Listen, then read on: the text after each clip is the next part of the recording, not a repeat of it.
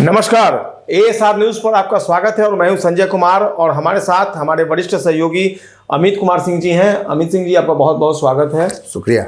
और आज हम चर्चा करने के लिए बैठे हैं। सुशासन का नया मॉडल शुरू करने का फैसला लिया नीतीश कुमार ने और अगले 19 जनवरी से एक अहम तब्दीली शासन व्यवस्था में। अब बिहार में पंचायत स्तर से लेकर प्रमंडल स्तर तक जनता दरबार लगेगा और ये किस तरीके का दरबार होगा और सरकार ने क्यों लागू किया है, इस पर हम चर्चा करेंगे और इससे आम लोगों को क्या क्या फायदा होने वाला है उसके बारे में भी हम आपको जानकारी देंगे। अमित जी, पहले से जनता दरबार बिहार में चल रहा था। मुख्यमंत्री नीतीश कुमार हर सोमवार को जनता की सुनवाई करते थे और पूरे राज्य की समस्याएं सीएम के समक्ष आती थी और उन समस्याओं का निराकरण होता था। लेकिन अब सुशासन का नया मॉडल जो है वो बिहार में शुरू हो गया है, तो इसको आप किस रूप में देख रहे हैं? देखिए संजय जी, सबसे महत्वपूर्ण है कि आखिर मुख्यमंत्री नीतीश कुमार ने ये फैसला जो लिया है। आप देखिए 2005 में जब नीतीश कुमार की ताजपोशी हुई थी, थोड़ा सा फ्लैशबैक में जाना होगा आपको। 2005 में जब नीतीश कुमार पहली बार जिसको तथाकथित जंगल राज कहा जाता था 2005 के पहले, हालांकि हम लोग के शब्द नहीं है, ये पॉलिटिकल पार्टीज के शब्द है। हाँ, तो उसमें 2005 में नीतीश कुमार की जो ताजपोशी हुई थी, यानी बिहार में जब पहली बार जेडीयू की सरकार बनी, तो उसके पीछे जो पृष्ठभूमि थी, उनकी यूएसपी थी वो सुशासन की, मतलब लॉ एंड ऑर्डर को लेकर 2005 में जब सबसे पहले नीतीश कुमार आए तो उसी जंगल राज के खिलाफ उन्होंने एक सुशासन का नारा दिया। तो सुशासन पार्ट 1 जो था, आप समझिए 2005 से 2010 का टेन्योर आपको याद होगा संजय जी। हम लोग एकदम शुरुआती क्षणों में उस समय पत्रकारिता में थे और उस समय बड़ी माने अजीब सा परिवर्तन हुआ था बिहार में, सत्ता में बिहार में लगा कि लॉ एंड ऑर्डर 2005 से 7 रामराज आ गया है।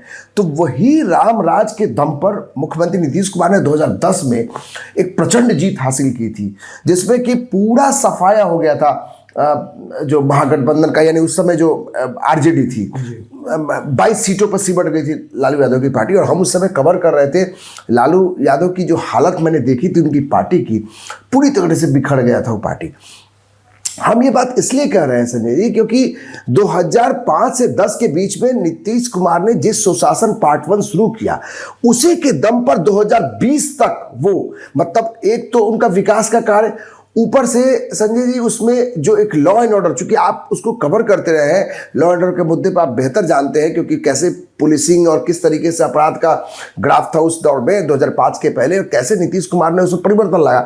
लोगों के अंदर एक परसेप्शन जो है वो ये बन गया कि नीतीश कुमार जब है तो सुशासन है। ठीक उसी तरीके से देखिए 2025 में बहुत जद्दोजहद करनी पड़ी है। नीतीश कुमार के चेहरे को लेकर कई लोगों ने सवाल खड़े किए कि भाई उनके हाथ से अब सब कुछ निकल रहा है, सब बीजेपी देख रहा है, अब ये दिल्ली से गाइड किया जा रहा है। लेकिन फिर देखिए नीतीश कुमार को, यानी जिसके लिए वो जाने जाते हैं सुशासन बाबू कह के उनको बुलाया जाता है। पूरे देश और दुनिया में नीतीश कुमार की एक छवि बनी है, एक परसेप्शन बन गया है कि नीतीश कुमार अगर सत्ता में है तो वो कभी भी लॉ एंड ऑर्डर को लेकर कभी भी वो कॉम्प्रोमाइज नहीं करेंगे। तो बिल्कुल ये जो सरकार ने फैसला लिया है, दरअसल आपको पता होगा अभी हाल ही में जब कैबिनेट की बैठक हुई थी तो बिहार में 7 निश्चय पार्ट 3 लागू किया गया और 7 निश्चय पार्ट 3 में जो 7वां और अंतिम जो निश्चय है सरकार का, सबका सम्मान जीवन आसान, ये है। दरअसल बिहार को टॉप 5 स्टेट में शामिल करना नीतीश कुमार ने लक्ष्य रखा है। बिहार जो पूरे देश में जो टॉप 5 स्टेट होंगे उसमें बिहार शामिल होगा। ये बहुत बड़ी चुनौती है, बड़ा टास्क है। अगर नीतीश कुमार अगर ये तय कर लिया उन्होंने, देखिए जो तय करते हैं नीतीश कुमार संजय जी, जो वो कहते हैं वो करके दिखाते हैं। उनका नारा भी है कि हम जो कहते हैं वो करके दिखाते हैं। तो नीतीश कुमार ने जीविका दीदियों के लिए एक तरह समझिए कि एक वो संजीवनी दे दी, मैंने महिलाओं को संजीवनी दे दी। शराबबंदी को देखिए, आज कुछ भी हो जाए बिहार में शराबबंदी कानून कितना ये ठीक है, होम डिलीवरी हो जो भी हो, लेकिन कोई खुलेआम शराब पीकर ये नहीं कर सकता। तो ये नीतीश कुमार का ही इच्छा शक्ति है। ठीक वही आप जो जिक्र कर रहे हैं कि भाई 7 निश्चय रोडमैप स्टेट का जो बिल्कुल डेवलपमेंट होगा, ये उसका रोडमैप है संजय जी। ये बिल्कुल देखिए, जब लॉ एंड ऑर्डर ठीक रहेगा, हम कह तो रहे हैं कि आपसे बेहतर कोई नहीं जानता है कि लॉ एंड ऑर्डर कैसे ठीक करते हैं। पुलिस वाले लोगों से सीधा संपर्क आपसे हमेशा होता है। अगर लॉ एंड ऑर्डर ठीक होगा तभी आपके निवेश आएंगे, आप ये भी जानते हैं कि बड़ा फैक्टर है, बड़ा फैक्टर है। उद्योग जगत से बहुत अच्छी अच्छी खबरें आ रही हैं कि भाई वो बिहार में निवेश करना चाहते हैं। और आप देखिए कि बिहार में बिजली की स्थिति बहुत अच्छी हो गई है संजय जी, और बिजली 24 घंटे मिल रही है। और पहले कहा था कि समुद्र बिहार है जहां हम लोग बिजली के लिए तरसते थे। माने मुझे याद है अमित जी, बिजली की आपने चर्चा की, लालटेन युग था उस समय। 2007 में मैं सासाराम में था, 24 घंटे में बमुश्किल 2007 की मैं बात कर रहा हूं 3 से 4 घंटे बिजली आती थी रात में। उस समय नीतीश कुमार के लिए बड़ी चुनौती थी। और 2010 के बाद नीतीश कुमार ने प्रण लिया था कि हम 15 आते आते बिजली की स्थिति ठीक करेंगे।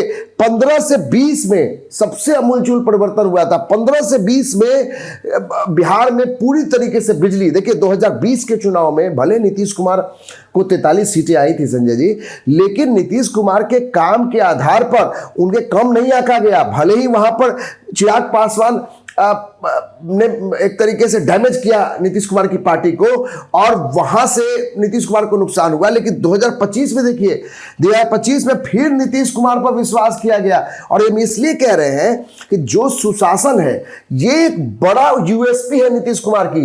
और आप भी जानते हैं कि CCC को कभी नीतीश कुमार ने कॉम्प्रोमाइज नहीं किया। आप हमेशा इस बात को बोलते रहे हैं कि क्राइम, कम्युनलिज्म और करप्शन, इन 3 चीजों से कॉम्प्रोमाइज नहीं करते। और उसी क्राइम जो है और करप्शन जो है, इसके लिए लॉ एंड ऑर्डर बहुत ठीक रहना जरूरी है, सुशासन जरूरी है। और इसमें सबसे बड़ी बात यह है कि ये जो पंचायत, थाना, ब्लॉक, जिला, प्रमंडल और इसके अलावा राज्य सरकार के जितने विभाग हैं, विभिन्न विभागों में जो अधिकारी होंगे उनको हर हाल में मौजूद रहना होगा। क्योंकि अमित जी, बराबर इस तरह की शिकायतें मिलती रहती थी कि जनता तो पहुंचती है अधिकारियों के पास, लेकिन अधिकारी नदारत रहते हैं। लेकिन अब कोई बहानेबाजी अब देखिए चलने वाली नहीं है। संजय जी, इसमें नया चीज क्या है, हम लोग इससे पहले भी देख रहे थे जनता दरबार, हमने आपने कई बार कवर किया है मुख्यमंत्री के बिल्कुल जनता दरबार पे। और वहां जो शिकायतें मिलती थी, वो जब लोग वहां से बाहर फिर जाते थे अपने क्षेत्र में, तो वहां उस तरीके से नहीं देखा जाता, अधिकारी रिस्पॉन्ड नहीं करते थे। सीएम का आदेश हो उसके बाद में रिस्पॉन्ड नहीं करते। फिर नीतीश कुमार ने क्या किया, मुख्यमंत्री ने यह किया कि अब जिलों में भी जनता दरबार लगेगा।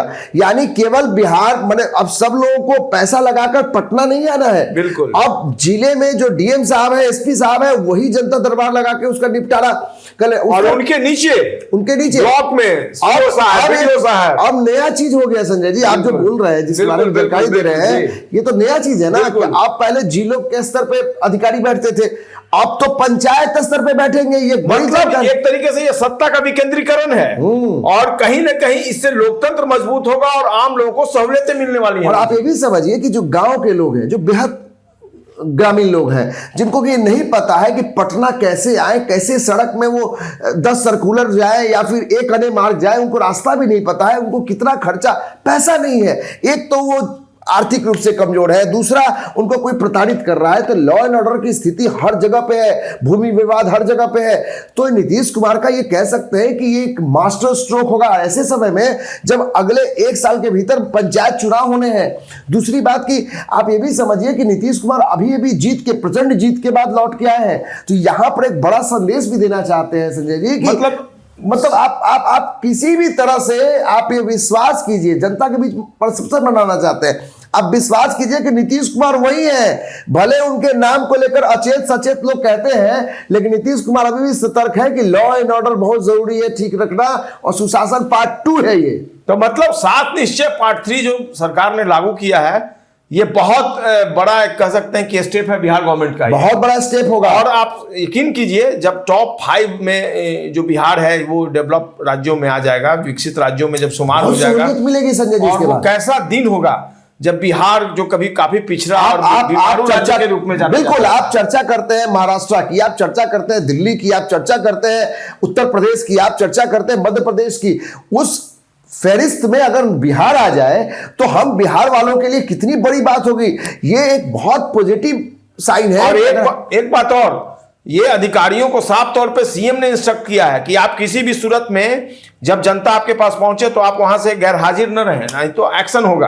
और तो सख्त है, बिल्कुल सख्त है। उन्होंने कैसे चुनाव में 2025 चुनाव में लोग कह रहे थे कि सचेत नहीं है, अमित जी कितना सचेत है वो। बिल्कुल, और खुद सोशल मीडिया पर सीएम ने खुद से पोस्ट किया है और एक मैसेज देने की कोशिश की है। तो एक बड़ा संदेश है, ये एक बड़ा संदेश है। और देखिए, आप चूंकि इतने दिनों से क्राइम आपने कवर किया है, आप बहुत ऐसी खबरें आपने की है टेलीविजन के न्यूज में, जहां पर कि बहुत गरीब लोग, बहुत जो सताए हुए लोग हैं, उनका दर्द आपने कई बार दिखाया है, लेकिन वहां तक बात नहीं पहुंच पाती थी। यानी कि अब ग्रामीण क्षेत्र के जो लोग हैं, देखिए पटना वाले लोगों का तो आप पहुंचा देंगे, लेकिन जो ग्रामीण है, जो मतलब सहरसा का लोग है, कोई आपको सिवान का है, अब सुदूर इलाके से है, वो कहां जाएगा, वो पटना कैसे आएगा। तो नीतीश कुमार की इच्छा शक्ति देखिए कि इन्होंने एक प्रयोग ऐसा कर दिया कि अब पंचायत स्तर पे, और एक दिन नहीं, दो दिन, सोमवार और शुक्रवार 2 दिन। ये बहुत महत्वपूर्ण है कि एक दिन अगर चूक गए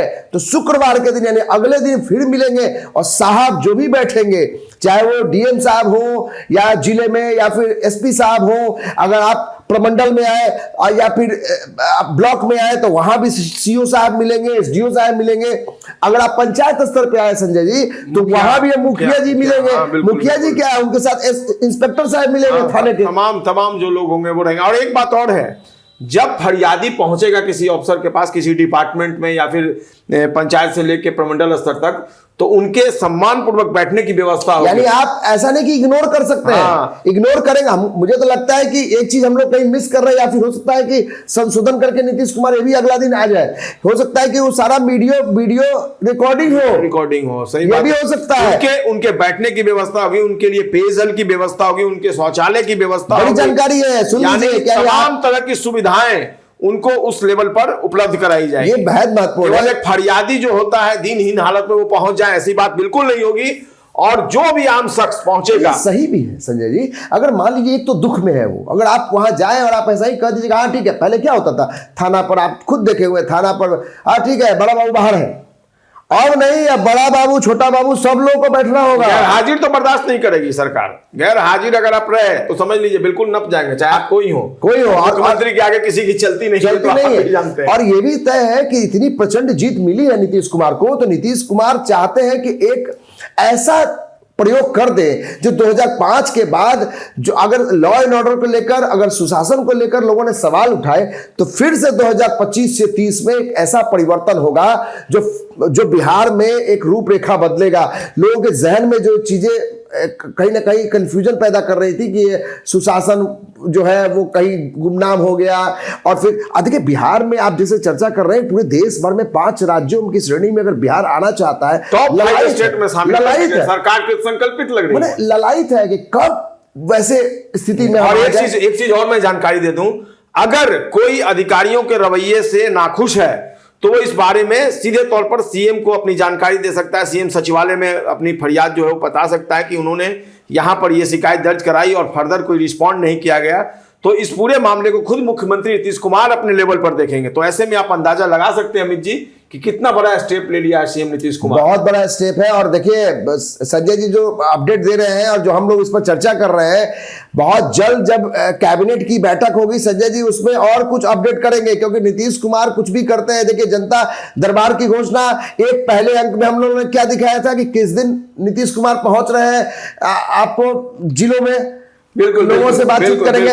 उस 26 जनवरी के बाद और इधर 19 जनवरी से शुरू होने वाला। तो ऐसे में तरीके से ये नीतीश कुमार सुशासन का नया मॉडल जो लग रहा है, बिल्कुल ये मॉडल है, और सुशासन पार्ट 2 का ये मॉडल है। और देखिए, लोग कहते थे कि ये नीतीश मॉडल नहीं चलेगा, अब तो भाई उत्तर प्रदेश वाला मॉडल चलेगा, लेकिन जेडीयू के लोग यही कहते हैं नीतीश मॉडल ही चलेगा। और नीतीश मॉडल, देखिए आप बीजेपी हो जेडीयू हो, लेकिन आज भी जो प्रचंड जीत हुई है वो नीतीश कुमार के चेहरे को, इस बात को तो स्वीकार करना पड़ेगा। और नीतीश कुमार ने जो काम किया है बिहार में, पिछले 2 दशकों में जो काम किया है, वो सर चढ़कर बोला है 2025 के इस मैंडेट को। जो ये बहुमत आई है, जिस तरीके से भले 89 और 85 के बीच में 4 का फासला हो, लेकिन नीतीश कुमार के चेहरे के दम पर ही आप इस चुनाव को जीते हैं। प्रधानमंत्री नरेंद्र मोदी या गृह मंत्री अमित शाह को आप दरकिनार नहीं कर सकते, लेकिन नीतीश कुमार के चेहरे पर आप चुनाव जीते हैं। तो उसके पीछे सबसे बड़ा अगर कोई है तो उनकी यूएसपी सुशासन है। बिल्कुल, और सब लोग एक्सेप्ट भी कर रहे हैं इस बात को, चाहे बीजेपी के भी लीडर्स हो, जेडीयू वाले तो पहले से ही कर रहे हैं कि भाई सीएम का जो हम लोग है फेस, उस पर हम लोग चुनाव लड़ रहे हैं। तो निश्चित तौर पर ये जो सरकार ने फैसला लिया है, इसका एकमात्र मकसद है आपकी समस्याओं का समय रहते समाधान। और अगर आपको हमारी इस टॉपिक पर कोई सुझाव देना हो तो निश्चित तौर पर हमारे कमेंट बॉक्स में जाएं और अपनी राय जो है वो जाहिर करें। हमें लाइक करें, सब्सक्राइब करें, क्योंकि यहाँ हम आपके लिए बैठे हुए हैं, आपकी समस्याओं के लिए बैठे हुए हैं।